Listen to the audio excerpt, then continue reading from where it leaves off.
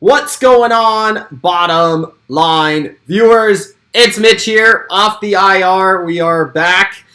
Game time decision today, but I decided to give it a go. I got a little bit of a swollen cheek, but we're working through it. Got lots of Advil in me, so we're going to give this one a go. The Monday Night Football review, the Week 9 NFL reaction. And I'm going to give you my thoughts on as much as I can in the NFL before my mouth decides to give out on me. So that's how it's going to go down. I got lots of topics to cover. And as the title suggests, the worst AFC in a long time. The worst AFC in my lifetime. So not going to be a lot of yelling because I don't think I can actually have the capacity to yell. I don't think there's going to have a lot of swearing either, just it's too much energy, but I'm going to give you every little ounce that I got here. If you guys don't know, I had my wisdom teeth removed, so still dealing with the effects of that because I think I got a little bit of an infection on my left side, but I said, I missed the streams on Sunday, so I got to do something on Monday, and I'm doing it now. So we're going to get to every game, or most of the games, most interesting stuff from Week 9, and then a lot of big topics for the NFL in general. So, talking about the AFC, talking about a couple teams that could make their way into playoff spots. Obviously, we got to talk about the Odell Beckham situation, and there's a lot of big topics. At this point in the season, you're kind of starting to project to what's going to happen in the playoffs, who's going to be in the playoffs, what are teams looking like, what type of form are they in. So all those things will be discussed on this show. If you guys aren't already following me or the channel on social media, make sure you do follow me at Mitch Milani on Twitter and at TheBottomLineView on Instagram. Also, don't forget to spike that like button. Hopefully Gronk is back soon. Hopefully he's back this week versus Washington. No guarantees, but hopefully that is the case for the Buccaneers. All right, so let's kick this one off, guys. The bottom line.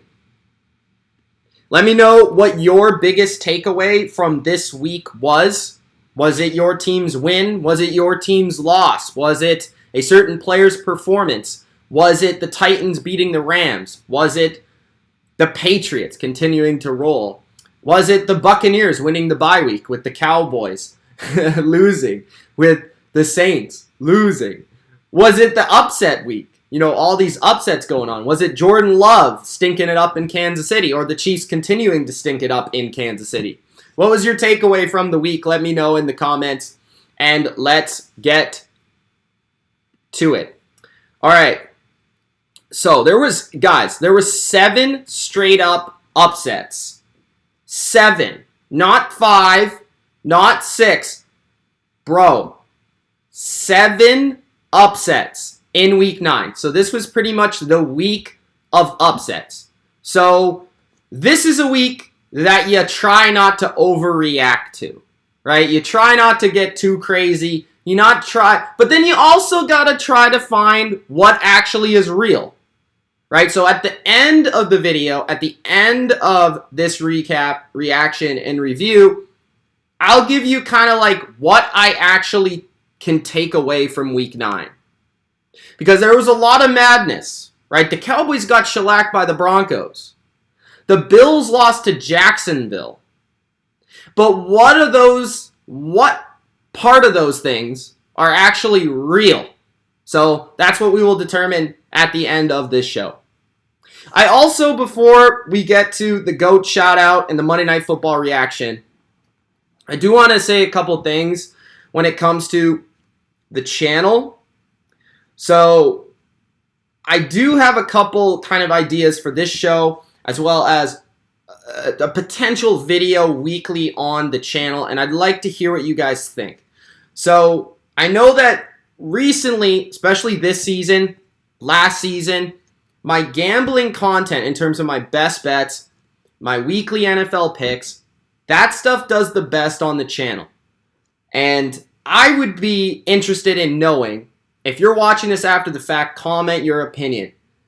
Would you be interested in me doing a video every Monday, probably putting it out during the day, maybe recording it Sunday night, maybe recording it Monday morning, but putting it out sometime on Monday before Monday Night Football, where I discuss an early look ahead in terms of the gambling, the betting lines out there, and just looking at the week ahead. So for this week, it would be week 10, right? Next week, it would be week 11, and so on. Would you guys be interested in like a quick 30-minute breakdown of the lines, more steered towards gambling, but then also kind of like a quick preview of all the games on a Monday and my initial thoughts of them? Let me know that in the comments, live or in the comments below. Okay, so enough of that. I also have a couple ideas for the Discord and things like that Monty brought to my attention, but I'll keep that in my mind because I don't want to waste any more of your time. So let's get to the week 9 that was the drunk week 9 in the NFL. All right, shout out to a GOAT. I want to give a shout out to Ronald A. Smith, who is in the GOAT tier on Patreon. You can support me on Patreon. Link is in the description. Get some exclusive content there. I'm not sure if you saw it, I recently put out my mid-season player position rankings, where I basically ranked the top 10 at every position in the league, including my top 32 quarterbacks. So if you want to check that out, you can get it for as low as the $3 tier on Patreon. All right. Thank you to Ronald A. Smith. Let's get to Monday Night Football. So Monday Night Football between the Chicago Bears and the Pittsburgh Steelers. We had the two most unwatchable teams in the NFL going at it on Monday night. Now, what I will say about this one is Justin Fields looked better than I expected him to. I was prepared to come onto this show and talk about Justin Fields stinking up the joint. And I was prepared to say that Justin Fields might end up being a backup within the next 2 to 3 years. Because so far, what I've seen from him in the NFL has not exactly been my cup of tea. But I thought Justin Fields played well. The Steelers, whether you think they're amazing or you think they stink, okay? I thought Justin Fields played really well. I thought he made some throws down the field, and I think I shifted my perspective from somebody that I wasn't sure if Justin Fields was ever going to get it, to now feeling as if the Bears need to figure out a system offensively that can get the best out of Justin Fields. I think they stuck to most of what they did well a week ago versus San Francisco without Matt Nagy, and I think a lot of that carried over into this game. But I feel like they need a new coach. I don't think Matt Nagy's the guy long term. I think they need a new offensive mind that can completely take Justin Fields and magnify all of his positives and get the best out of Justin Fields. Because I think there's stuff that he does well. He's a very good athlete. He's got a great arm. What you want to eliminate, I almost feel like Fields is a lot like Cam Newton early in his career, where you don't want Cam to be kind of dropping back and trying to make 5-yard to 7-yard throws every play. You kind of want Justin Fields to be that quarterback who's kind of like run or big shot down the field. You mix in a run game with him. You have a solid defense. Like, I'm not looking at Justin Fields saying he's ever going to be what Cam was, but I think when you watch him play early in his career, there's a lot of things about Justin Fields, and I thought he showed a lot of guts in this game to be able to deliver versus a good defense in a tough moment there at the end, even in the last drive, to get them at least within a range to kick the ball was fairly impressive. And I thought he made a lot of big throws. There was even one near the end of the game where he just missed, I believe it was Darnell Mooney down the right sideline, where he made some nice throws, right? He's not a very accurate passer, and he's never going to be consistently hitting his targets underneath or in the intermediate. But I feel like if you have a lot of like deep seam play action shots, deep crossers and in routes and things of that nature, I feel like he can be very successful. What you don't want him to be is a traditional West Coast or drop back quarterback. You want to play to his strengths as a runner and as a deep passer and utilize play action. And I think those things can really help Justin Fields get to where you want him to be as your franchise quarterback. Okay? But I think what we've seen too much of in Chicago is trying to make him what he is not. Okay? So that's my thoughts on Justin Fields, because this was a chance to see him in prime time. I believe the first chance we saw to see him in prime time. But I just believe, like, I was prepared to come in and say, I don't think this guy's ever going to get it. But now I feel like it's more so got to do with the coaching aspect of things than the actual player himself. He's a rookie. He's going to grow. He's going to get better. But saying that, the Chicago Bears are the most unwatchable football team in the NFL. I mean, there are zero redeeming qualities about the Chicago Bears. I don't like a single thing. When I watch the Chicago Bears, they have no creativity. They play like it's the 1990s.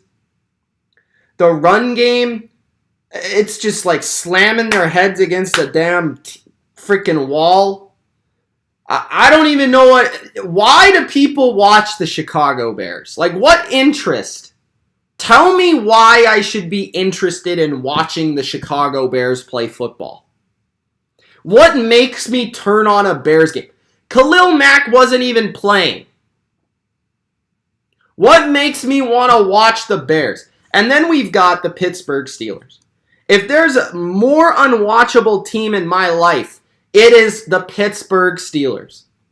The Pittsburgh Steelers are running wide receiver reverses for a 1-yard gain because they can't run a halfback dive up the middle. Ben Roethlisberger refuses to run a quarterback sneak. He refuses it. He downright refuses it. Unwatchable. Their defense, I think their defense being like what it is, which is sometimes really good and other times I don't know if they're good, makes them even more frustrating because, like, tonight I thought they played kind of bad. They didn't get as much pressure as I expected. They got ran on more than I expected. But then they also ruin, like, the other offense half the time, so it makes it even worse to watch. The offense, I mean, all it is Deontay Johnson short routes, and then we've got Chase Claypool down the field, and now we got this Gronk Jr. tight end, who's Ben's favorite target in the red zone, and Durkant says Steelers defense is very good. I disagree. I don't think it's very good. After seeing them play very good offenses, which I don't know if they've really played any very good offenses, they haven't done a very good job. They've had one impressive performance versus the Bills. Other than that, I haven't been very impressed. I'm just going to be honest. I thought they looked like crap tonight. I thought the Steelers defense looked like crap. They gave up way too many chunk plays to the Bears. The Bears' awful offensive line actually protected Fields kind of well tonight. The run game was fairly consistent. What about the Steelers' defense tonight made you say they're elite? I don't see it at all. When you look at this Steelers team, I think the Steelers suck. Like, I think they are dreadful. I think they are nowhere close to being a playoff team. Somehow, some way, they have a record that suggests they are going to make the playoffs. I will guarantee right now, the Pittsburgh Steelers will not make the playoffs, guys. I don't know how many times I got to say this. They suck. Their offense sucks. Ben sucks. Matt Canada sucks. The defense, overrated. Claypool, hurt. Deontay is Deontay. Najee Harris, overhyped running back. What do I like about this team? What gets me up in the morning saying I want to watch the Pittsburgh Steelers? Other than their empty sets, their lack of ability to run the ball on short yardage, their underneath routes to Deontay. What's so fun about the Steelers? And you know what's more frustrating? The Steelers try to get too pretty sometimes. Sometimes I watch the Steelers and I say, why did they do that? Why don't they just run it? Bro, if you think you're this great defensive team, why don't you just lean into that and win this game? There are times in this game where they're throwing a stupid screen or a reverse or I don't know, they're just generally passing the ball too much. I don't understand. I came on this show last week, I believe, and I said the Steelers gotta play really simple. The Steelers try to be too pretty.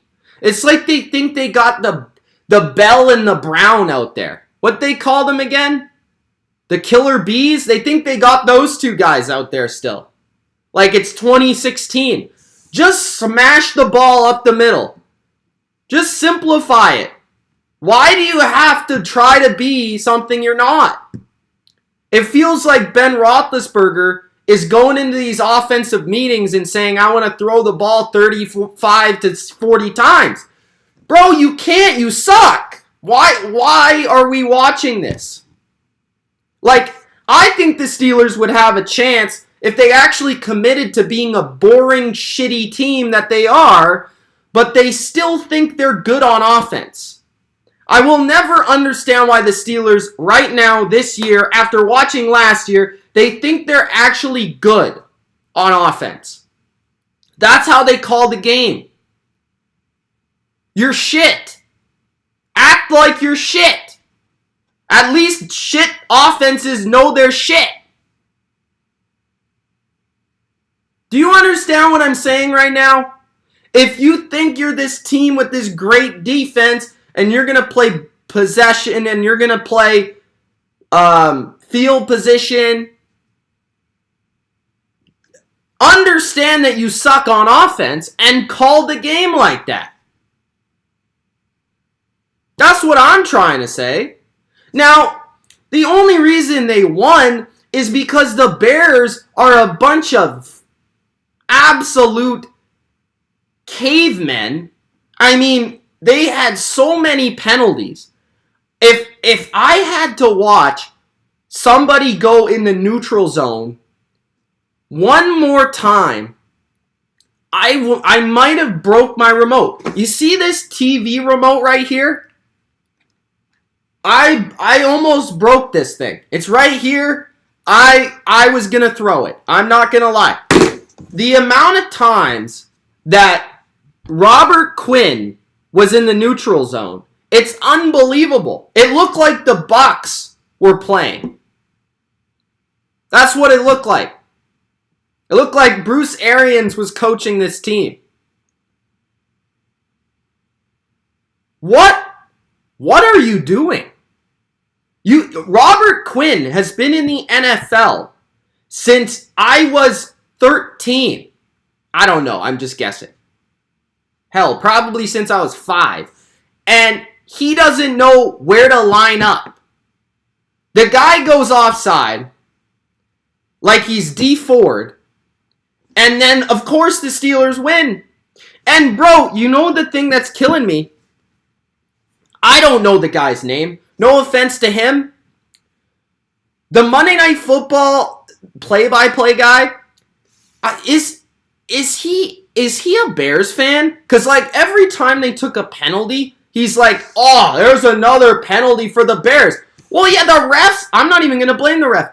The refs got to call a neutral zone infraction, you dumbass. Like, he's offside. You can't not call an offside. Am I alone on this? You gotta call an offside. Also, final thing of note. Big Ben gives wounded ducks a bad name. I mean, this guy throws the ball up. There was one deep completion for about 45 yards. There was a deep completion for about 45 yards, and the ball was in the air longer, probably the longest hang time all night, like including all the punts. If you included all the punts with that throw by Ben Roethlisberger, I swear the ball was in the air for about 25 seconds. At least that's what it felt like. I think it was to James Washington. This guy's throwing ducks all over the place. The taunting call. You guys want to know about the taunting call? I could see why he would call that a flag. Just because the way that it looked. By the way, Cassius Marsh, how in the blue fuck is this guy still playing football in the NFL? He is the worst football player I've ever seen. He can't set the edge. He gets ran over in the run game. He just runs right past the quarterback. He doesn't know what a contain is. He's got more tattoos than brains. Why is he on the field? He sucked in Seattle. He sucked in New England. He sucked in Pittsburgh. Oh, you know what? You want to know how good Chicago is? How smart Chicago is? They signed this guy. He sucks. He's never been good. He never will be good. Why are you signing Cassius Marsh? I'd rather play Monty at left end than Cassius Marsh.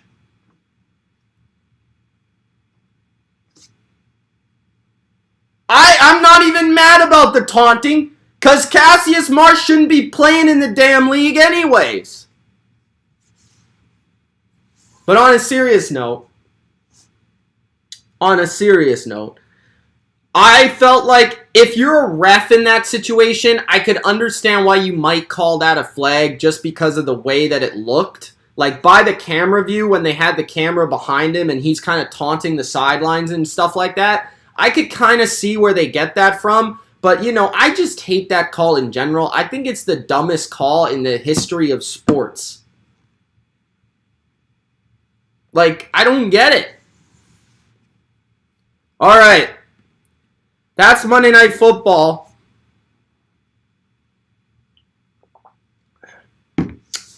Let's get to the Ultra 10.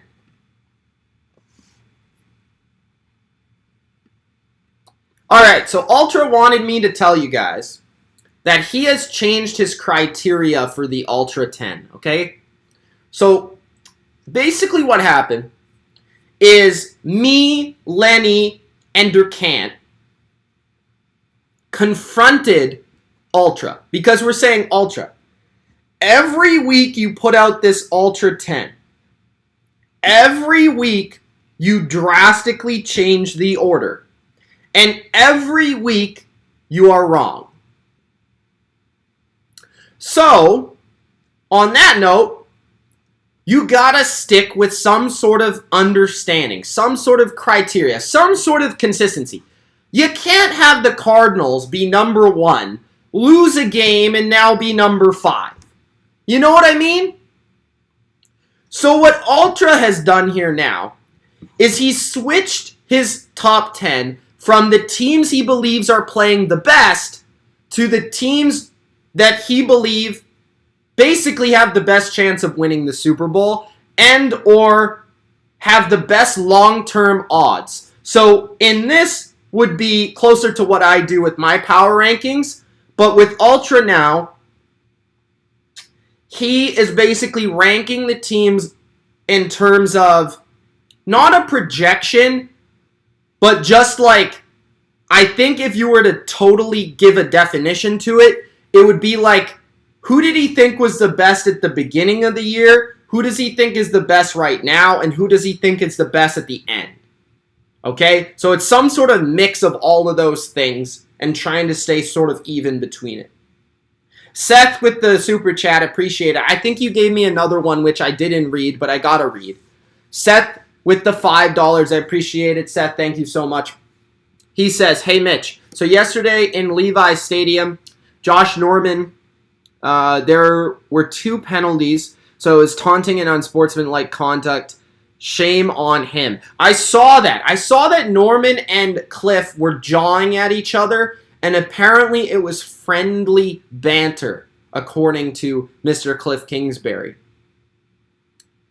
But I don't know. Norman kind of has a reputation for that. I don't really know what you're trying to say there or what you're trying to ask. But what I saw was just the 2 of them going at it.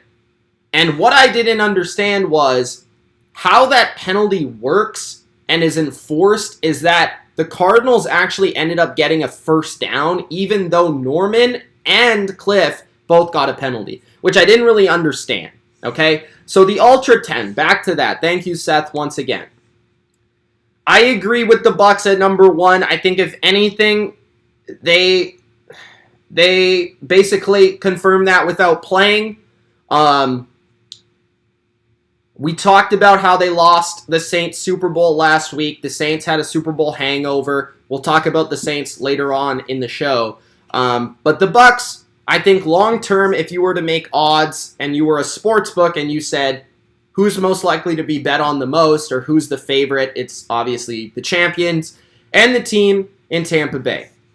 They've got Tom Brady. They've got the most talented roster. I think an important note with the Bucs is they are very hurt and have been for quite some time. They're now starting to get some players back off the bye. Another thing to note about the Bucs is they last year were a different team before the bye and a different team after the bye. And I'm not saying there's going to be a drastic shift in performance, but Tampa Bay has proven from last year that they are capable of making some adjustments to certain deficiencies in their team. And right now, really all it is self-inflicted penalties and then getting better after the bye. So let's see how the Bucs look in Week 10. But I agree with them at number 1. The Titans at number 2, I think is kind of bold, and I think this is where Ultra is mixing the right now with the projection. Because I think if you're projecting it, or somewhat looking to who can win the Super Bowl, I think the Rams are probably second. But I will respect the pick with the Titans because I think right now, at this moment, they're the best team in the AFC. And just their recent performance suggests they're one of the hottest teams in the league. So I can't necessarily hate on that. I just think overall, the Super Bowl winner will more than likely come from the NFC. And that obviously includes Tampa. But I think when you also look at the next teams, right? The Rams, the Packers, the Cardinals, the Cowboys are all very capable in their own right. And that's the order that he has it in. The Rams, Packers, Cardinals, Cowboys. Now, that one is really tough to figure out. I think the Rams would be second for me in the NFC. Then I would probably, you're going to see my power rankings tomorrow. But the Packers, Cowboys, and Cardinals are all very close together. What worries me about the Packers is the whole Aaron Rodgers fiasco. That is something that is starting to make me a little bit concerned about them as a team, trending forward. How much of a distraction is that going to be? The one thing I will say about the Packers is their defense looks a lot better, and I think it's better than it was last year, but I don't quite think their offense is performing at the level people think. When you actually look at the amount of points the Packers put up on a weekly basis, they don't consistently put up 30 points. They put up more like 24 to 27 points a week. And that's been pretty common for the Packers. And I feel like when they play the Rams, the Bucs, the Cardinals, the Cowboys, they're going to have to get closer to the 30 range just because that's how you have to beat those teams. But that's just my opinion on that. Obviously, they beat the Cardinals. They might have a good matchup with the Cardinals.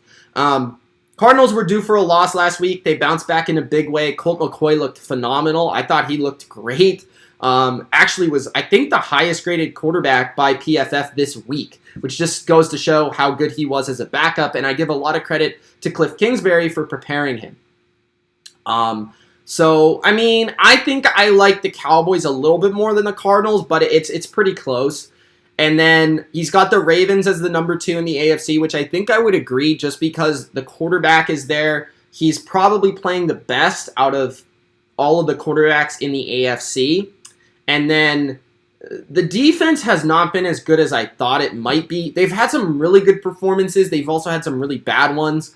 And then the coaching's really good. The special teams is good. So the Ravens are kind of just opportunistic in a really bad conference. The Bills, I have no idea what to say about them. We're going to talk about them a little bit later. Patriots at number 9, I would agree that they're in the top 10. And then at number 10, the Chargers, which once you get to 10, 11, 12 range, it's really tough to figure it out. But that's Ultra's list. I think it's pretty solid this week, and I agree with the adjustment he made to his overall idea and concept behind the rankings. So let's get to the next topic.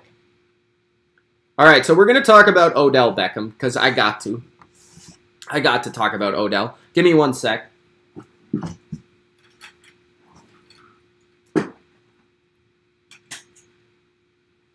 All right, now we can talk about Odell. How about that? Okay. So, everyone wants to know where Odell Beckham Jr. will land. So, if you guys aren't aware, how it's working is he has been waived by the Browns. At this point in the season, you have to pass through waivers. So there's all 32 teams, and just like in your fantasy football league, it goes from the worst to the best. So it has a waiver priority. Odell Beckham, if he is signed, is due $7.25 million. The reports indicate that he will likely pass through waivers unclaimed. And the reason is because a lot of teams don't have enough money to claim him at this point, especially the best teams in the league. And if you guys are not aware, Odell already said that he only really wants to play on a contending team or a good team. Okay, so a lot of good teams don't have a lot of cap space because they're good teams.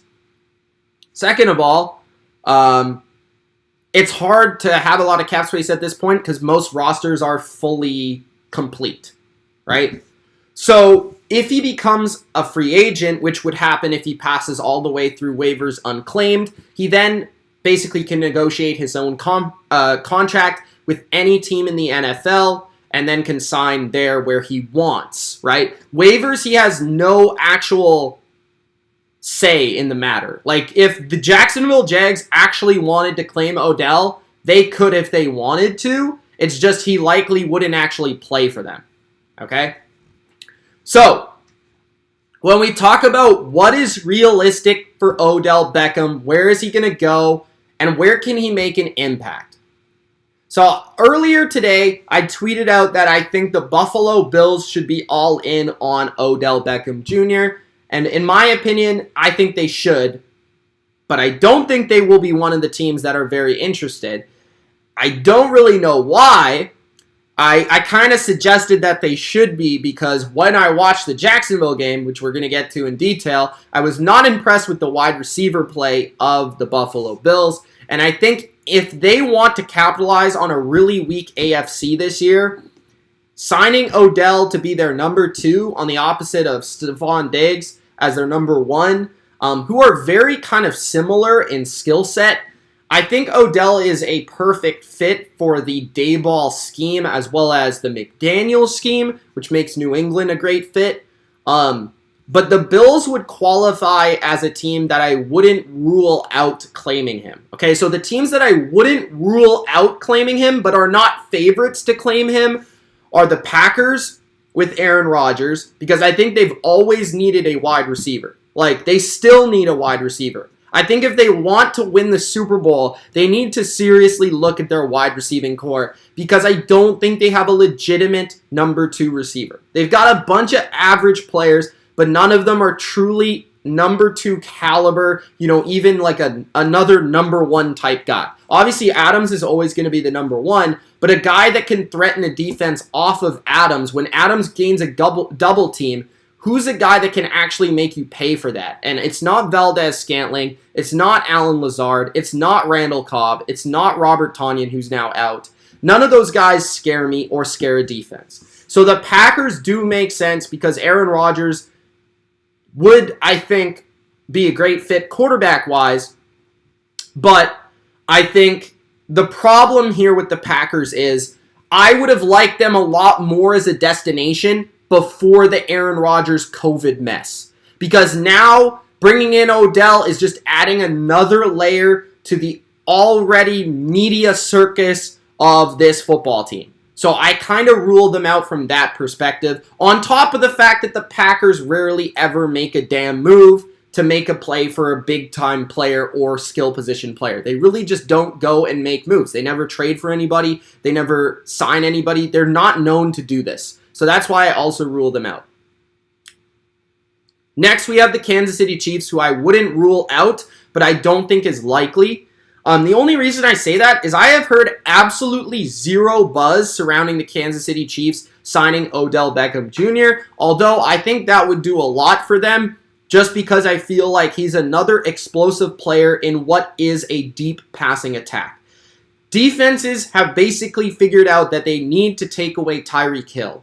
And again, if you're taking away Tyreek Hill, Odell will make you pay on the opposite side if he gets a one-on-one.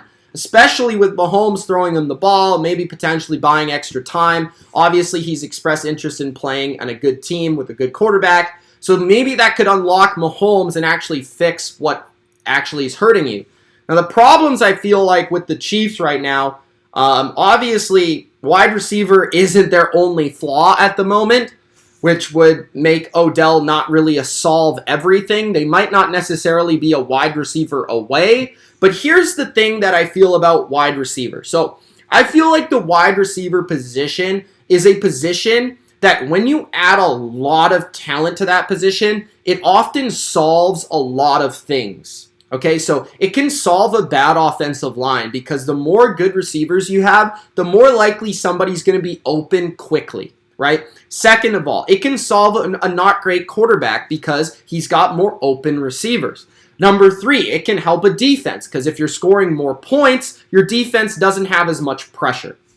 So a wide receiver, I think, is probably one of the most important positions in the modern NFL, and the Chiefs really only have 2 legitimate threats. So adding Odell would make a lot of sense, although I've heard really nothing about it. So I put them in the wouldn't rule it out category. The Baltimore Ravens are also in the wouldn't rule it out. I think there's pros and cons to this. Lamar definitely could use another receiver, and another guy that a lot like Marquise Brown can burn teams deep, but also add another layer of intermediate and yak to the offense. The con I would say here is that the Ravens were never really interested in Antonio Brown. Second of all, they are a run-first offense, and I don't know if Odell would particularly be interested in signing in that type of offense, just because that's exactly where he was at in Cleveland, and that might be something that might persuade him to go elsewhere. So there's things that I think make sense. Obviously, Lamar Jackson, they're a good team. They have a great organization, very strong leadership core, and I think Odell would thrive there, but I think it would be limited targets, and it's not necessarily a place that usually takes these type of players. Lastly, on the wouldn't rule it out is the Buccaneers. So the reason I say I don't rule it out is because if Antonio Brown is actually hurt for a long period of time, obviously Tom Brady has expressed actually this past offseason that he wants Odell on the Tampa Bay Buccaneers. So anytime there's the Bucs or Tom Brady involved in this type of thing, The caveat being that if Antonio Brown is hurt for a long period of time, let's say, because he still has a walking boot on currently, so he's not going to be back this week. He might not be back next week. I don't know how serious this injury is. So if he is hurt long term, and this is a team that wants to win right now, they have really thrived with that epic 3 wide receiver set. They could essentially replace Antonio Brown with Odell Beckham in that set if they so choose. And obviously Odell would want to play there as he already loves Tom Brady. He gave him damn cleats that said GOAT on it. And they have some sort of relationship there. So that would be the last of the wouldn't rule it out. Now the teams that I think are favorites for Odell Beckham Jr., we've got the New England Patriots, the Seattle Seahawks, and the New Orleans Saints. These are the 3 teams that I think are most likely to sign Odell Beckham. Now, let's take a look at a report I saw on Twitter earlier today, which says here, now this is from NFL Rumors, so you can take this with a little bit of grain of salt, I guess, but I follow them, and quite often they are pretty correct with the rumors that come around the NFL.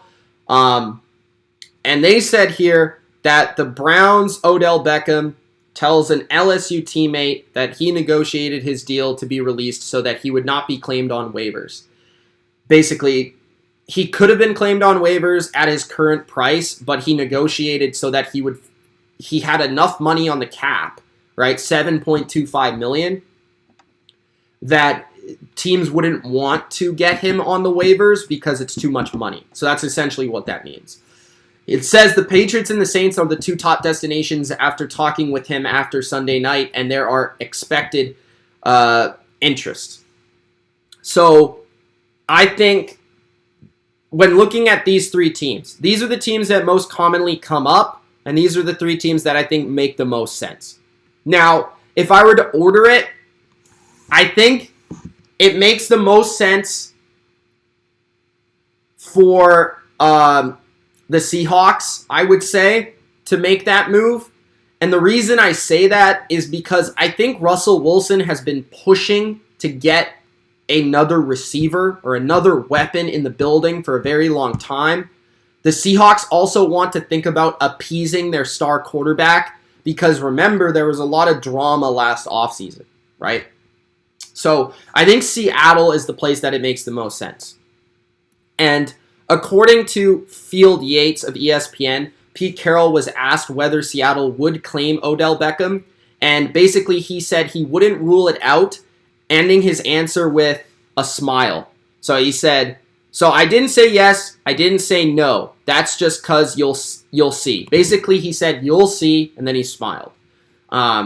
So Seattle does have enough cap space to actually claim him off waivers if they want to, but I doubt that I doubt anybody will. It will more likely come as a free agent. Now, we also saw reports that came through that said that Odell wants to play with the Seahawks, so there's also that. So I would say the number 1 team more than likely to sign Odell Beckham Jr. is the Seahawks.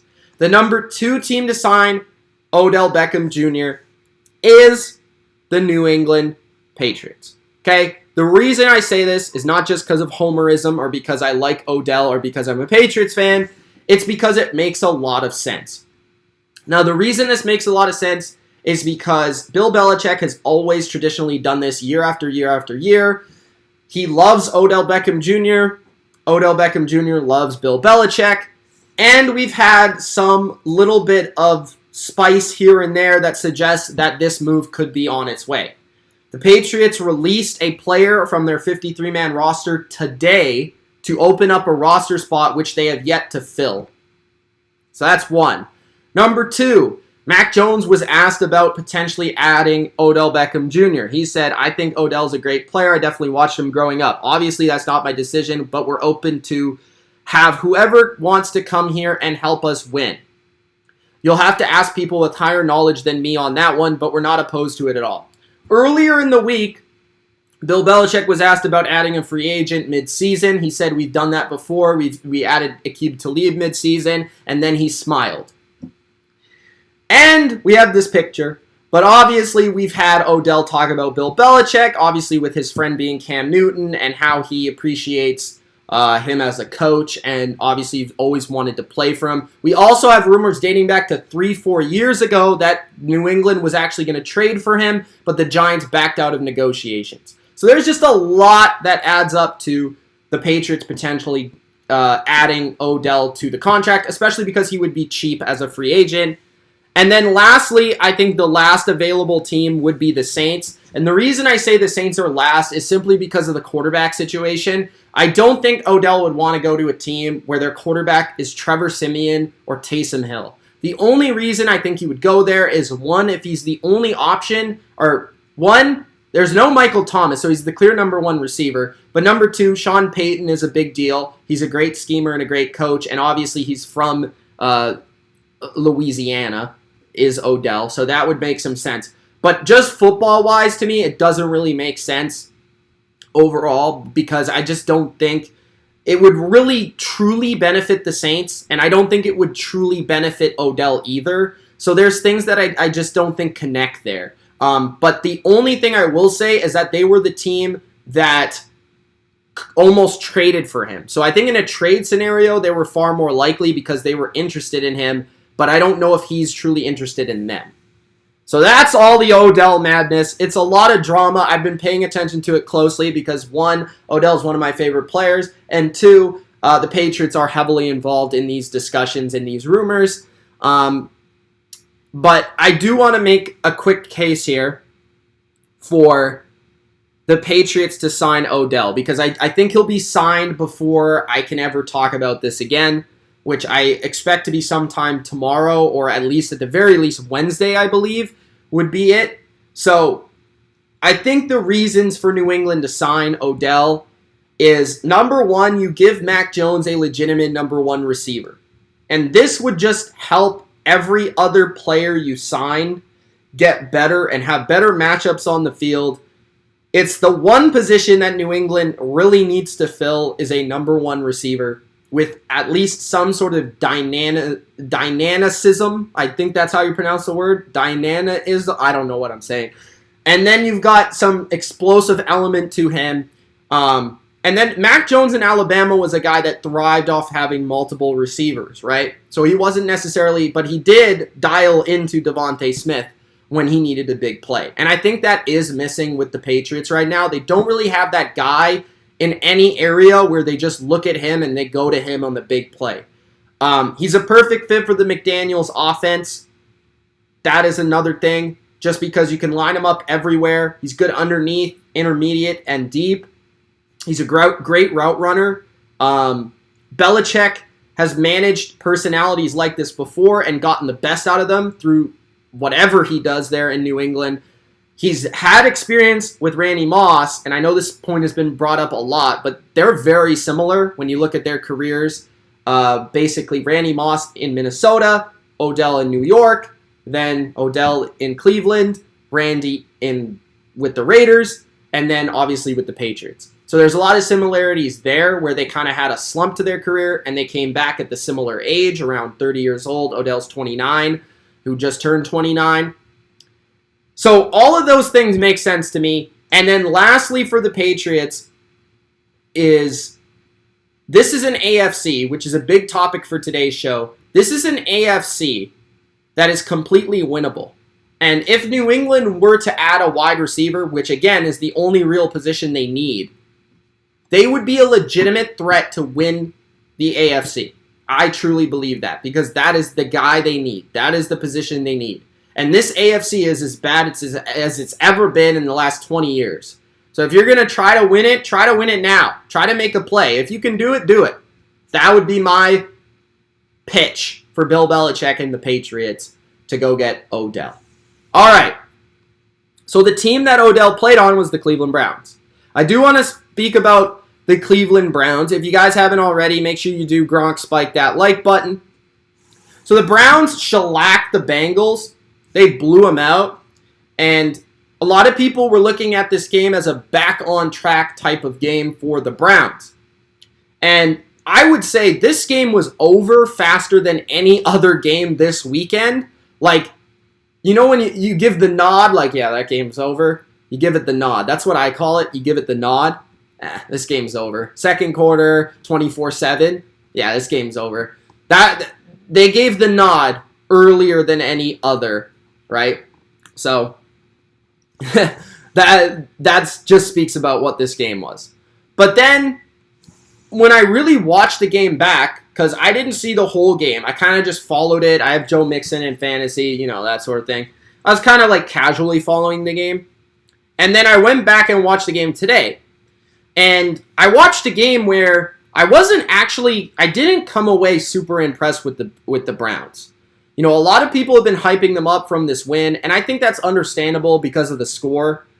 Like, Nick Chubb was amazing in this game. He is their engine. He is their heart and soul. Like, when Nick Chubb is running, they've got a great chance to win. When Nick Chubb is not running well, they really suffer. They're not nearly as good of a team.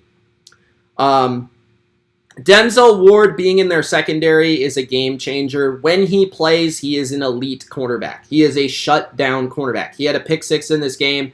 It was a first game I believe he's come back in a while. Problem with him is he can't really stay healthy a lot of the times. So if he could stay healthy, that's a game changer for their defense. Now, just going through the game, the first drive of the game, the Bengals drive the entire field. I think they're at the 5-yard line. Then Joe Burrow, on a third down, throws a pick six to Denzel Ward. So it's 7-0 Browns, even though the Bengals drove the whole distance of the field, right? The next drive, the Bengals drive the whole distance of the field. Then they score a touchdown. Joe Mixon scores a touchdown. So it's 7-7. So there was 20 offensive plays for the Bengals before Baker Mayfield even hit the field. Okay? Then you look at the stats, and the stats tell you about a game that I watched. The Browns' top receiver had 2 catches. The Browns had 11 less first downs in this game than the Bengals did. I think the Browns had like 14 and the Bengals had 25, right? The Browns were 3 for 9 on third down. They didn't really play well offensively at all. They ran the ball pretty well, but their passing game was not very effective, not very efficient, not good on third down. They couldn't really sustain drives. It was really turnovers and self-inflicted plays by the Bengals.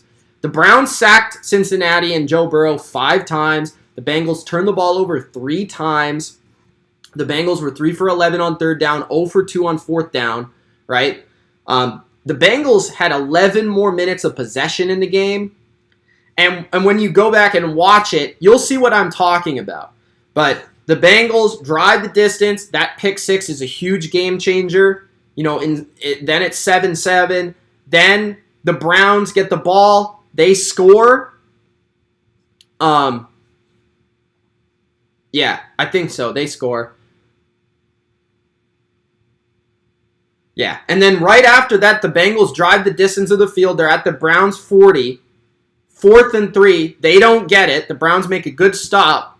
Then they score the play after on a deep ball to Donovan Peoples-Jones. Then it's 21-7. Then the Bengals get it back. They drive to the 30-yard line once again, right? And then they fumble. And then the Browns pick it up, and then they go up 24-7. So that was basically the game. It was 24-10 at halftime because they got stopped on fourth down. They threw a pick six. They fumbled the ball. So really, yeah, the Browns played a good game. They played all-around complimentary football. They protected the ball. They did what they had to win. But when I watched this game, this wasn't really super impressive. It was more so the Bengals throwing the game away than anything that I watched. That's my personal takeaway from it. So I expected to go back and watch this game and be like, oh, the Browns are back. They're what they were last year. They're this contending team now, which everybody is talking about. Like, they get rid of Odell. Oh, my gosh, they score 40 points. Bro, watch the game. Like, it was mostly turnovers and mostly, like, it was just a bad game from the Bengals' perspective. And it started off bad with the pick six. That was my takeaway from it. So, more so, I expected to come on here and talk about how the Browns could be a real threat, but I sit and say I'm disappointed with the Bengals. I'm disappointed with the Bengals, how they showed up on Sunday, how they played on Sunday, how Joe Burrow played on Sunday. Thought it was very poor. And the Bengals are now a team that I'm reassessing and saying, I don't really quite know if they're going to make the playoffs. I don't know if what they really are. You know, they're a talented team. They make plays, but they also hurt themselves a lot. So there's a lot of both in that game, and that's one of those that's really tough to figure out. So I think overall, the Browns are probably a little bit better than I thought, and the Bengals are a little bit worse than I thought, but it's not as drastic as it appeared on the box score. So I definitely look at that one because it could have been a lot different than it was. Next, the Atlanta Falcons and the New Orleans Saints. So I got the Falcons or the Aints here. So I went back, I watched that game. Which team has a better chance to make the playoffs is my question here. Because I think it's wide open in the NFC wildcard race for who can make the playoffs in the wildcard.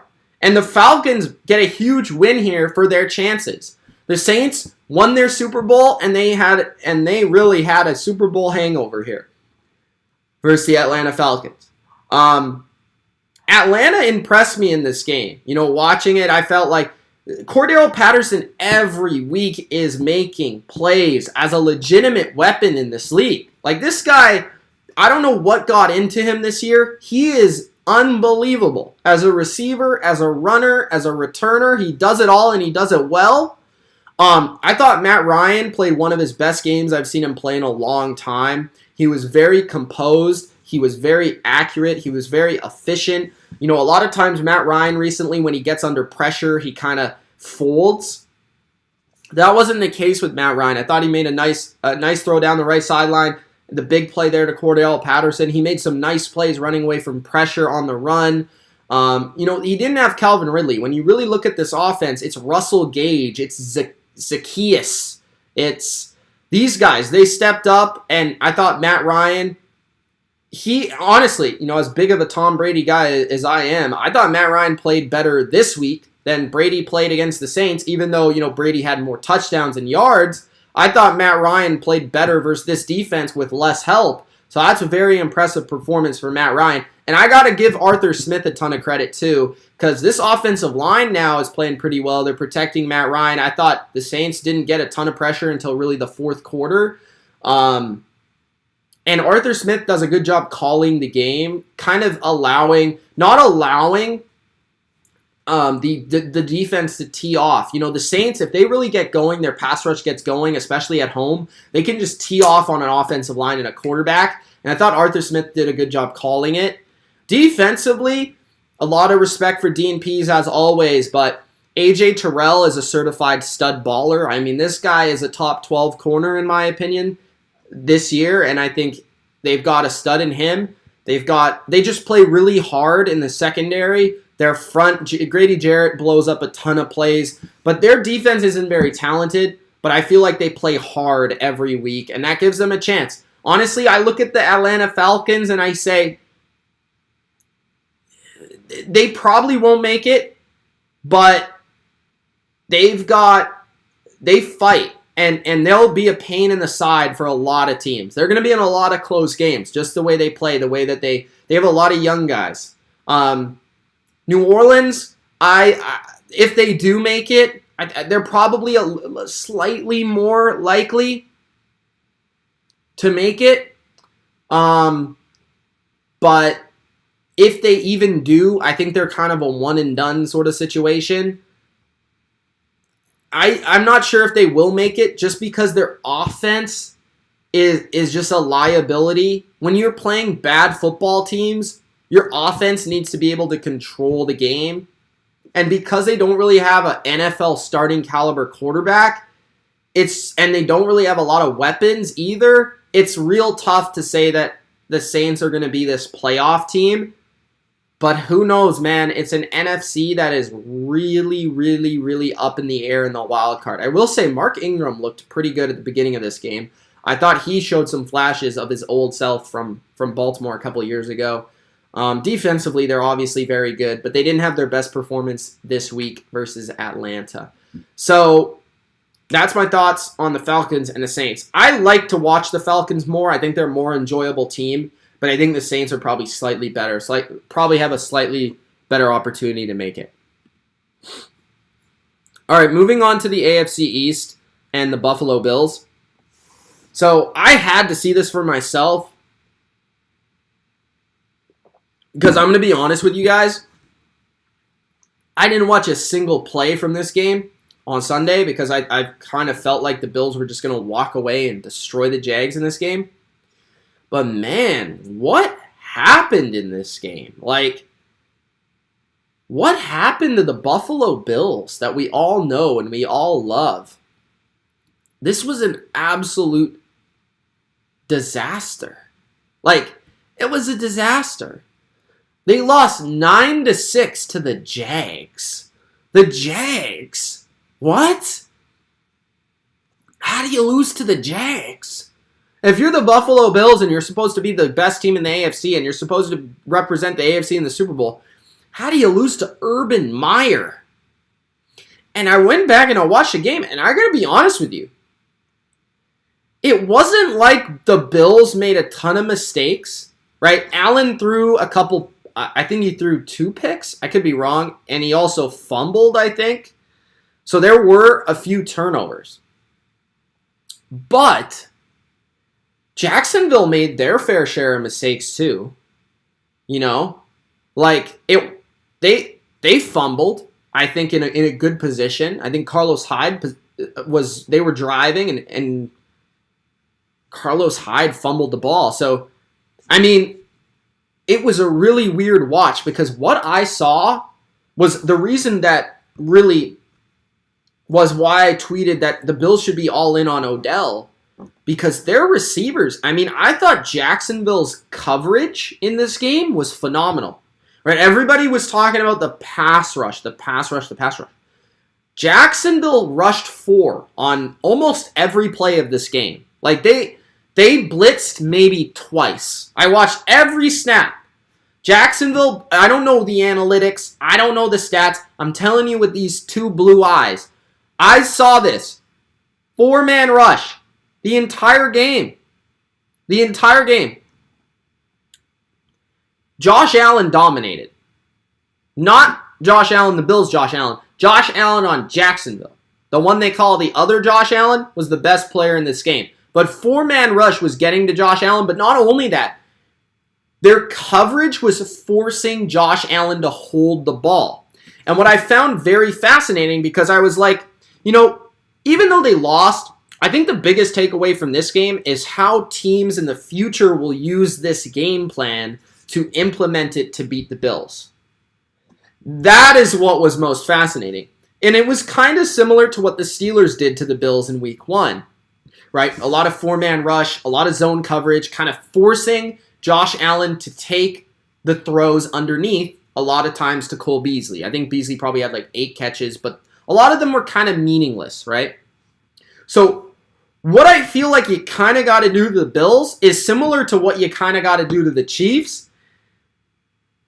But you got to take away Stephon Diggs. You got to take away the big play and force Allen to just take those checkdowns as much as you can. That's what I saw from this Jacksonville game. You know, basically he throws the check down and you rally. What I also saw, like the deep coverage from Jacksonville was outstanding. Outstanding. There was plays like 5, 6, 7 seconds long and there's nobody open. Allen's running around and he's having to throw the ball away. He's getting sacked. He's throwing it underneath. I mean, like Shaquille Griffin and those boys, shout out to them. That was pretty good. But yeah, the Bills wide receiving core lacks speed. It lacks explosiveness. It lacks a second option that can make defenses pay. Because Emmanuel Sanders is a nice possession receiver, and Cole Beasley is not what he was last year, right? But they're nothing special. Like, they're both older. They're not killing defenses nowadays. Allen also pulled a Carson Wentz in this game. He was getting sacked and he threw the ball right to the other team. That happened. But I maybe saw sort of a game plan that could be implemented to give the Bills some problems down the road versus even better teams and playoff teams that could give the Bills some issues. The other thing about the Bills here that was very disappointing, bro, they had absolutely zero threat of running the ball. After halftime, I don't know the exact stats here, but I swear they did not run the ball with a running back for the entire second half. They only ran the ball with Josh Allen. And when you don't run the ball at all, teams don't even worry about it. Like, there's no threat of it. You can just get, even though you're the Jags pass rush, which is the worst defense in the NFL, by the way, even if you're the Jags four-man rush, if you're in the NFL and you're facing just an average offensive line and you know the other team has 0% chance of running the ball, it's very easy to play defense because those linebackers get back in coverage right away. The pass rushers get right uphill right away. No worry about any sort of run game. But it's not just that. It's the fact that, like, it was 9-6. The final score was 9-6. The game for a majority was 6-3, 6-6. And the Bills didn't run the ball at all. Like, they just passed the whole game. And they saw it wasn't working. And they saw their offensive line was falling apart. It was just very, very weird to watch.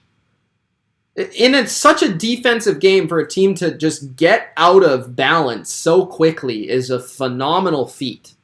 And then we saw kind of like what I would call favorite-itis, which is Josh Allen a lot of times was forcing plays because I feel like in the back of his mind, he's like, I'm the MVP favorite.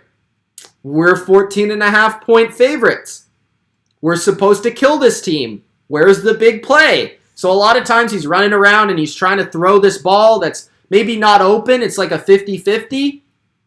And he's forcing it in there for the big play because he's like, I'm better than this guy. I'm better than this guy. We're better than this team. Like, these plays should be here for us. We should be ripping this team up. We should be shredding them. But that's where those great quarterbacks, even though versus, bad defenses, if the game isn't going their way, they'll just take the completion, and go to the next play. So a lot of that for me was a lot of different things that kind of layered on top of each other for the Buffalo Bills. But that was a very weird game to watch. Now, on top of that, you got to ask yourself, are the Bills actually in trouble here? Are they a team that is paper tigers? Are they a team that, probably a little bit overrated is the question. And I'm going to get this Odell jersey out the way because we got to see Toby in the background. All right, there we go. Toby is back. By the way, No Way Home. Hope you're watching it. Bills schedule ahead. Definitely want to take a look at that. But this is overreaction week, right? This is overreaction city. This is upset. This is NFL is drunk week, right? Week 9. Are the Bills being not great in overreaction, or are the Bills actually not great? So my answer to this is kind of conflicted, because when you look at the proof in the pudding, this year, the Bills have not been a very good team, right? The teams that they have beat have a combined record of 10-25. Who have they beat, you ask? The Chiefs, okay, is the best team they've beat. Best team, and they're not good. The Dolphins twice, the football team, and the Texans. That is who they've beat this year. They have lost to Pittsburgh, who we see sucks, Tennessee, okay, and Jacksonville. That's an easy schedule. The Bills of last year would be, maybe one loss, right, in that schedule. That's embarrassing. Now, it helps that their schedule down the road is fairly easy. So we're not really going to find a lot about the Bills going forward. But when we look at their schedule, I'm just going to look it up here. Forgot to write it down in my notes. But when you look at the schedule, they play the Jets next week in New York. They should win that game, right? They should win that game. Mike White's a baller. I don't know if he's playing. I don't know if it's Josh Johnson. After losing the Jags, I'm not going to give that a guaranteed victory, but hey, man, like they should be able to easily whoop on the Jets. I think the Colts, who they play the week after that, is a bad matchup for them. I think that's going to be a tough game. They play the Saints in New Orleans, which is certainly not an easy game. You can ask Tom Brady about that one. The Patriots twice. One's on Monday night at home, and one is in New England. And both of the games versus New England is in December, right? And the climates in both places kind of favor New England. So if New England is playing in New England and it's raining and it's cold, New England more than likely going to be the favorite there, in my opinion.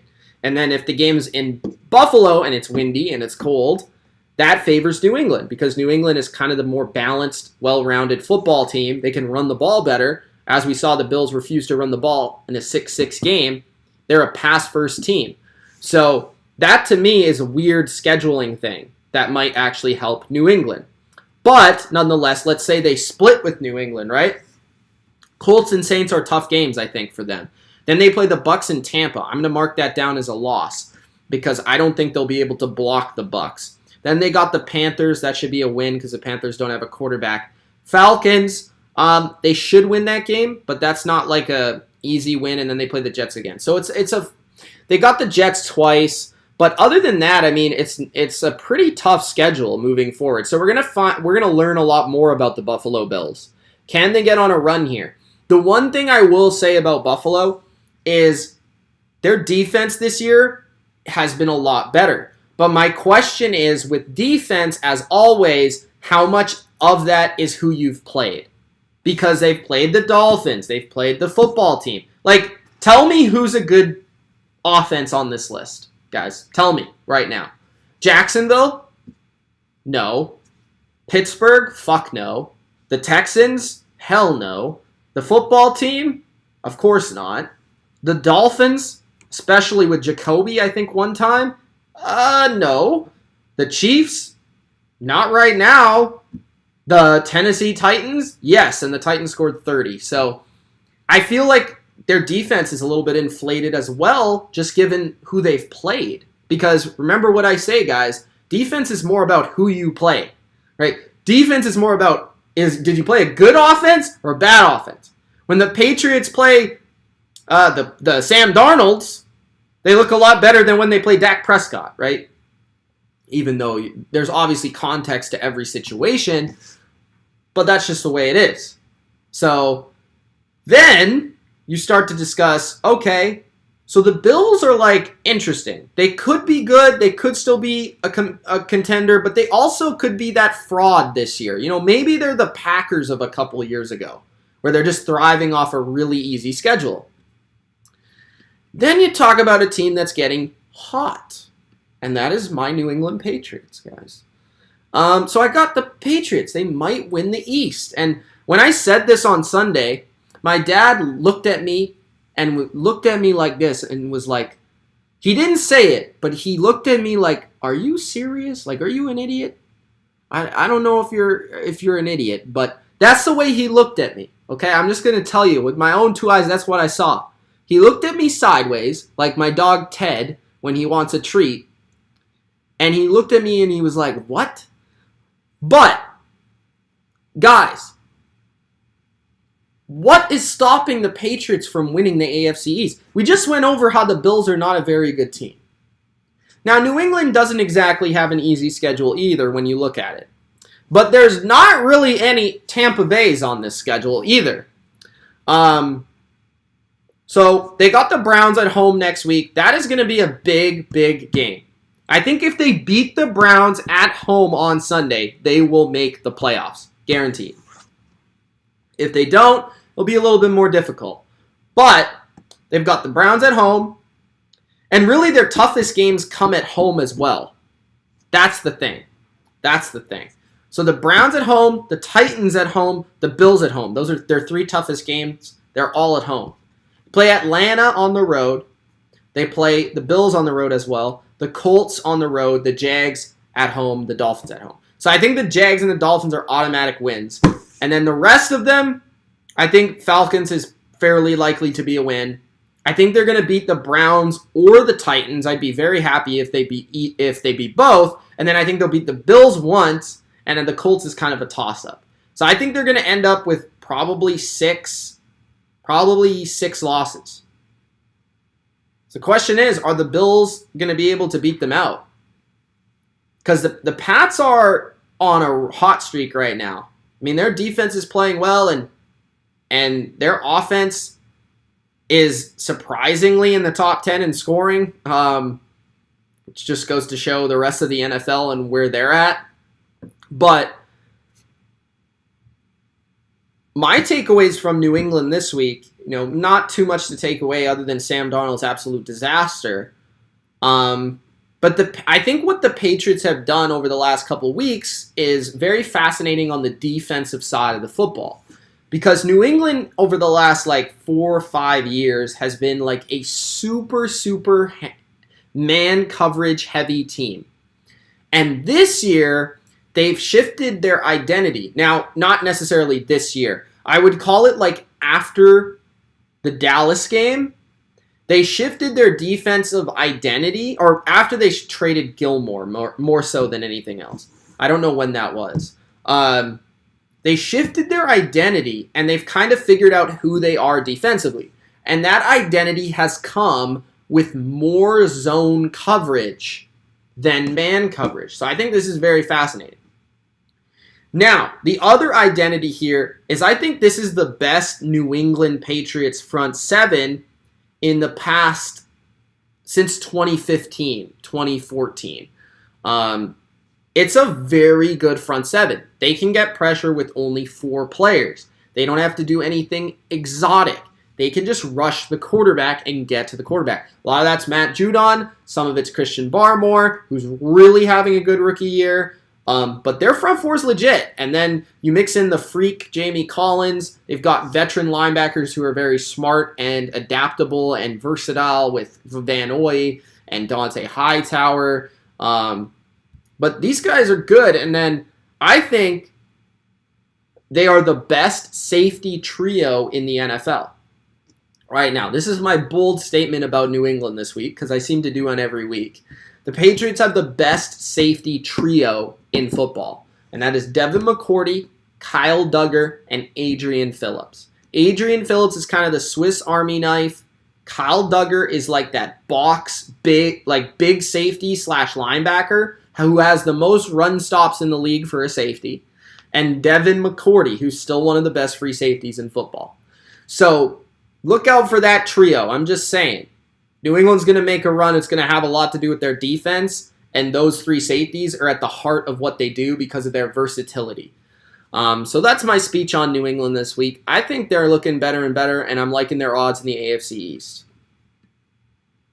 Now, transferring the conversation from just the AFC East to the AFC as a whole. So the entire time I've been a football fan, the AFC has been the superior conference. Now, this wasn't the case, back in the 80s and 90s where it was majority the NFC, if not all the time it was the NFC. I think there was a Super Bowl streak where it was nearly 20 years of NFC champions winning the Super Bowl. And it was basically, the NFC champion was the Super Bowl champion. Well, for a lot of my life as an NFL fan, the AFC has been the superior conference, and the AFC championship has been the Super Bowl. That's kind of the way that it's been. Not as crazy as it was back in the day where it was like Niners or Cowboys are obviously going to beat the Chargers. You know what I mean?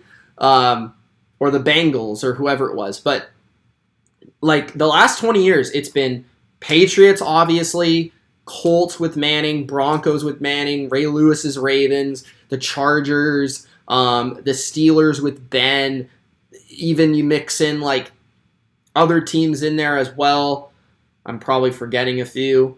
The Titans at times have been very good. I remember they had a 14-2 Titans team. There was the Steve McNair Titans. There was the Priest-Holmes Chiefs. Then there was the Mahomes Chiefs. So there's been a lot of good AFC teams over the years, and they have largely dominated football for the last 20 years. But now we're looking at the NFL this year, and I don't remember a year like this in quite some time where the NFC is so much better than the AFC. And it's mostly at the top. And when I'm talking about that, I mean like the playoffs, right? So the playoffs in the NFC is really stacked because you got the Bucs, the Rams, the Cowboys, the Packers, the Cardinals. And then even if you include like Russell Wilson, Seahawks, like there's a lot of good teams in the NFC at the top, right? The depth is a little bit shaky, but the top is really stacked. And on anybody's power rankings, not the Ultra 10, but on anybody else's, there could be up to 6 of the top 10 teams being all from the NFC. Probably 5, right? And then the AFC, are we believing in the Titans without Derrick Henry? The Bills lost to the Jags. The Steelers stink. The Ravens are shaky. You know, they beat the Vikings, who are a mid-tier team, in overtime. They barely beat the Lions on a historic field goal. The Patriots got a rookie quarterback. The Colts are not very good, at least record-wise right now. The Chiefs are a disaster. The Chargers are the Chargers. The Bengals are the Bungles. The Browns, Baker is a disaster. Like, there's so much in the AFC where it's like every single team has a question mark. Every single team, you don't know what to expect every single week.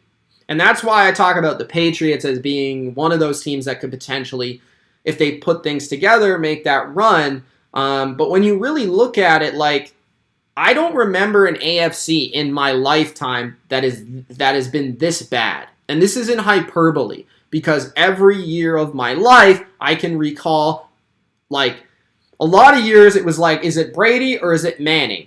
And then all of a sudden, oh, there's the Ravens with Joe Flacco. All of a sudden, there's Big Ben. Or all of a sudden, there's Rex Ryan's Jets, who just have the best roster in the NFL. Or all of a sudden, Mahomes appears. Even Alex Smith's Chiefs were pretty good. Like, the Chargers with LT, and then the Chargers with Rivers, and like every year it felt like there were 3 or 4 AFC teams where you were like, this team could win the Super Bowl this year. This team has a chance. Now it's like, yeah, I guess they got a chance, but they kind of suck, you know? So it's wild. It's a different time to be a fan in the NFL, but it's the way it is, and it's interesting. Because it's interesting specifically for me, from my vantage point, as somebody that no longer sits on top of the league, as the Patriots have for many years, but sits somewhere in the middle and kind of looks at his team as an underdog team and says, you know, in this AFC, if there was ever a time with a rookie quarterback, you know, you could make that run. So I feel like if you're a Chiefs fan who your team sucked for most of the year, but somehow you're still relevant as a contender, like, if you're a Chiefs fan, you still got to be opportunistic. If you're a Ravens fan, despite all your injuries, you got to be like, we got Lamar, we can do this. If you're a Bills fan, oh, I just burped. You can be that bounce back team, right? That a lot of times, like the Bucs last year, can go on a run. If you're the Titans, you could be like, maybe this is our time to finally be that dominant team. So in the AFC, it's the worst of my life. Speaking about the NFC, and I brought this team up.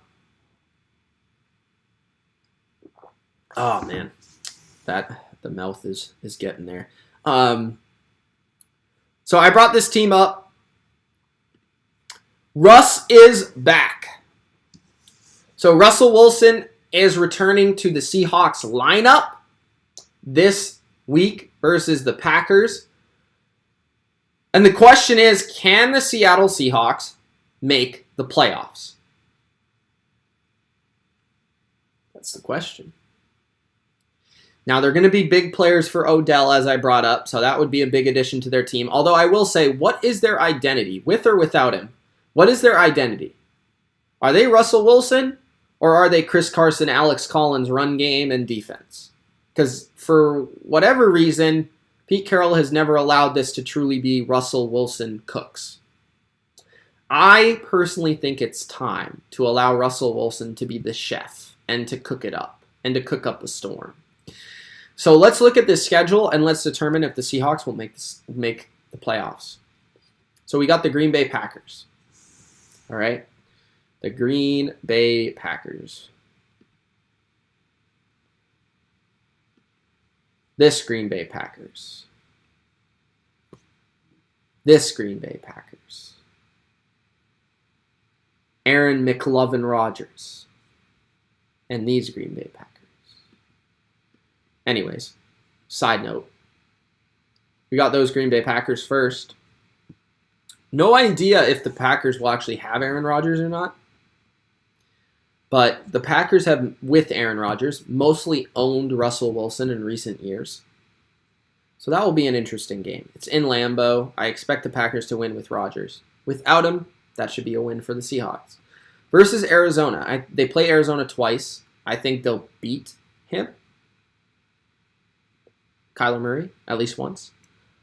So let's say one of those is a win. So let's go with a loss at Green Bay, a loss versus Arizona, a win at Arizona.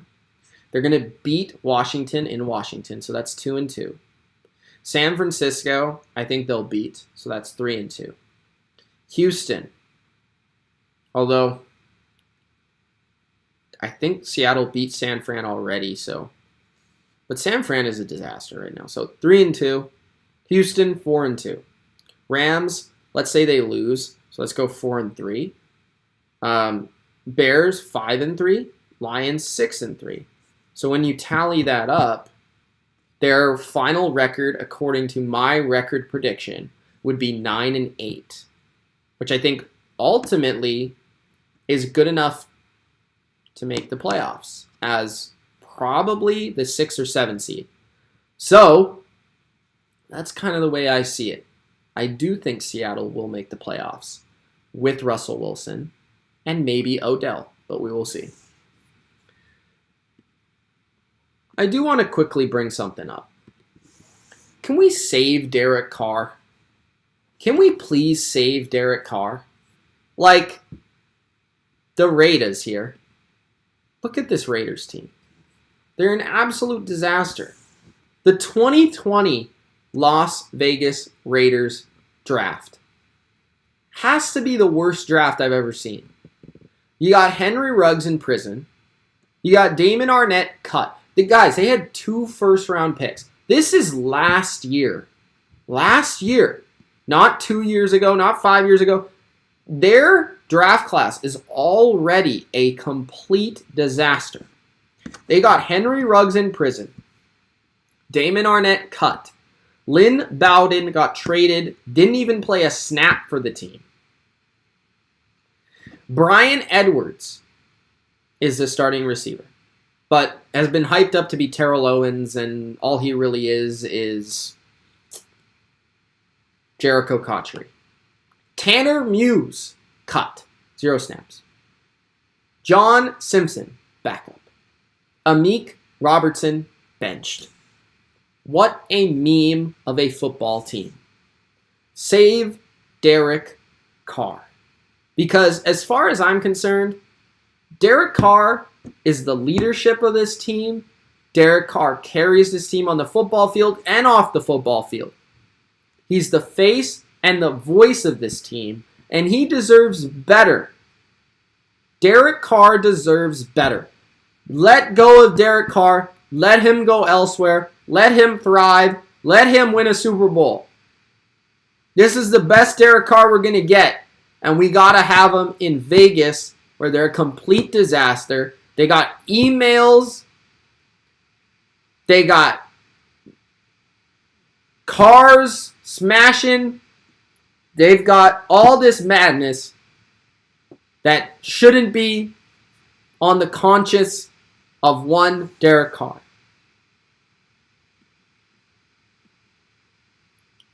Save Derek Carr. Next. The biggest winner of the bye week and week 10 was the Tampa Bay Buccaneers. They did not play a single game, and yet the Tampa Bay Buccaneers, Tom Brady is now the favorite in the MVP odds, and the Bucs are sitting pretty for the rest of the season to potentially get the number 1 seed. On this week, week 9, where the Bucs had a bye, the Cowboys lost, the Rams lost, the Packers lost, the Saints lost, Josh Allen looked like a disaster, Kyler Murray didn't play, Aaron Rodgers got COVID, Lamar threw multiple interceptions. Who else is an MVP candidate? Derrick Henry got hurt. I mean, at this point, what's stopping Tom Brady from having 52 touchdowns and MVP and the first seed in the NFC? Nothing. Nothing. Maybe Colt McCoy, but nothing else. The winner of the bye week. Now on Sunday Night Football, I think we got a couple things from Sunday Night Football. One thing that I saw from Sunday Night Football was that the Rams' weakness showed itself. So one question I had for the Rams was, we don't really know a lot about this team with Matthew Stafford. We really truly don't know what makes it tick and what is its weakness. And on Sunday night, I think we saw its weakness. And it's not Matthew Stafford. What we saw is when a team puts them in a position where they are a drop-back passing team, their offensive line can be had. Their offensive line can fold up their tent and go home. The Titans' front four absolutely slapped the bottom of the Rams in this game. They whooped the absolute candy ass of the Rams in this game. Jeffrey Simmons, Danico Autry, Harold Landry, Bud Dupree. That front four whooped the Rams. Snap after snap, play after play, they got pressure on Stafford when it mattered. And that is the weakness of the Rams. If you've got a front four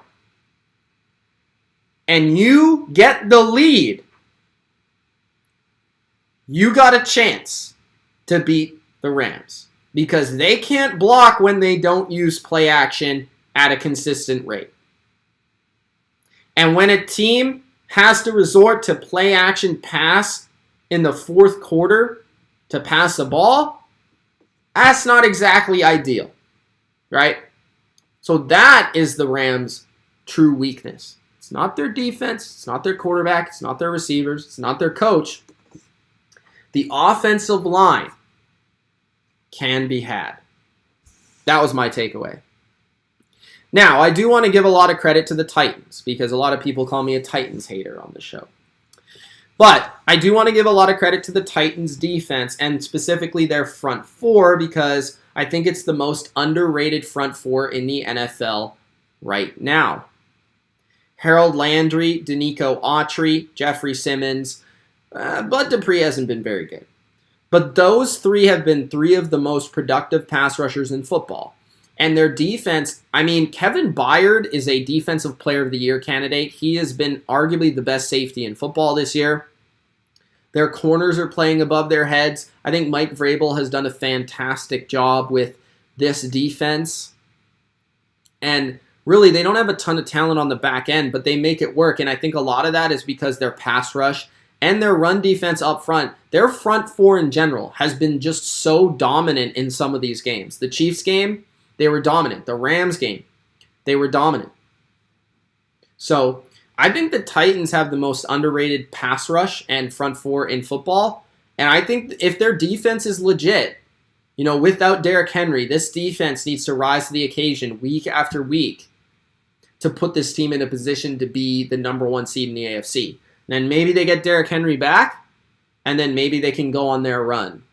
But it's going to be about the defense if it happens, and they need to continue to play at this level. I mean, people need to start to respect Jeffrey Simmons. That guy's a beast. People need to start to respect Harold Landry because he's having a breakout season.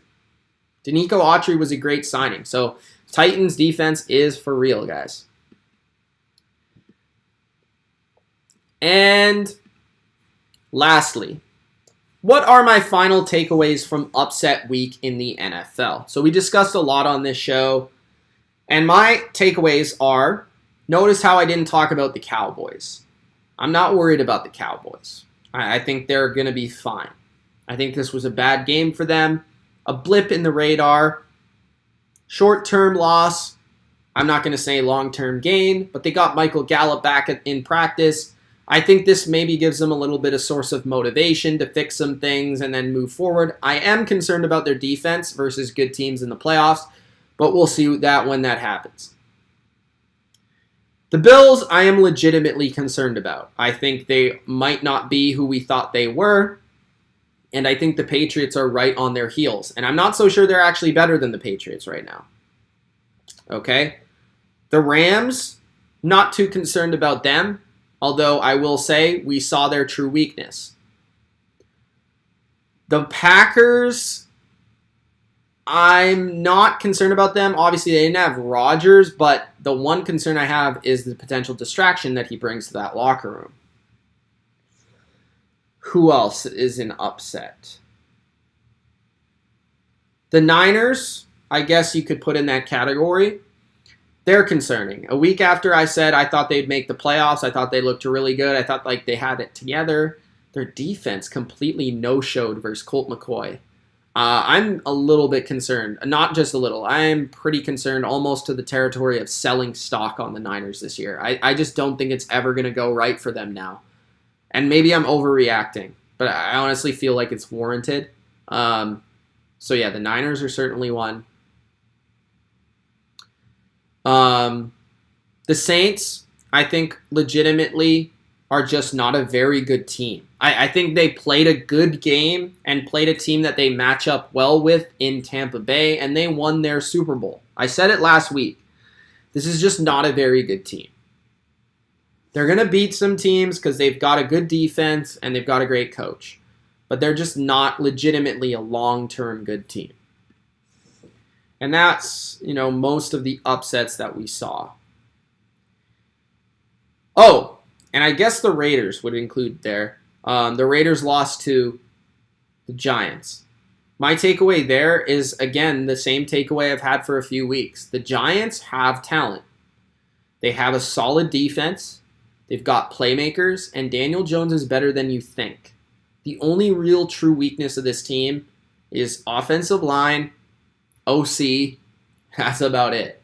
If they can get healthier, they could also be a sneaky team if they can continue to pull off these upsets. The Raiders, I just think they are kind of who I thought they were. They're kind of like an okay team, but they're nothing special. So, those are my takeaways from upset week when the NFL was drunk on Sunday and Monday. There you guys go. That is the bottom line, the review, the reaction, the rants for week 9. Hope you enjoyed. If you did, don't forget to Gronk spike that like button. Make sure you check me out on social media. Follow me at Mitch Milani, MILANI on Twitter, and on Instagram at TheBottomLineView. Same name as the channel. Thank you guys so much for tuning in. Appreciate all of you. Appreciate all of you here being late here on the show. From Steeler Nation to Jeremy to Big Nate, to James. Thank you guys all. Chris, thanks everybody. Thanks for the super chats. I will be back tomorrow with my power rankings, and hopefully my mouth can improve because this thing hurts right now. But thank you guys so much, and we will see you back tomorrow. Peace.